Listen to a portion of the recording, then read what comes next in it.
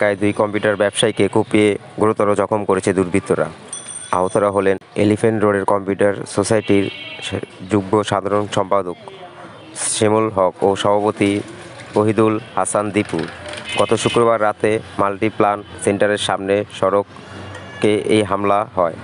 ব্যবসায়ীদের ধারণা, মার্কেটের আধিপত্য বিস্তারের দখলেই এই হামলা ঘটানো হয়। এই ঘটনায় একটি ভিডিও ফুটেজ সামাজিক যোগাযোগ মাধ্যমে ছড়িয়ে পড়ে। পুলিশ গণমাধ্যমকে জানায়, শুক্রবার রাত 11টার দিকে মাল্টিপ্লান সেন্টারের সামনে অবস্থান করেছিল কয়েকজন যুবক। সবার পরনে শীতের পোশাক এবং মুখে মাস্ক দেওয়া ঢাকা ছিল। এই যুবক হঠাৎ করে রান্দা ও চাপাতি বের করে একটি গাড়িতে হামলা করেছে। এছাড়া গাড়ির বাহিরে থাকা আরেকজনকে কুপিয়ে গুরুতর জখম করেছে। এলিফ্যান্ট রোডে কম্পিউটার ব্যবসায়ী কল্যাণ সমিতির এস সভাপতি মোহাম্মদ নজরুল ইসলাম হাজিরা বলেন, রাতে আমাদের একটি অনুসন্ধান ছিল। অনুসন্ধানের শেষে বের হওয়ার পরেই অগ্রগত সন্ত্রাসীরা আক্রমণ করতে শুরু করে।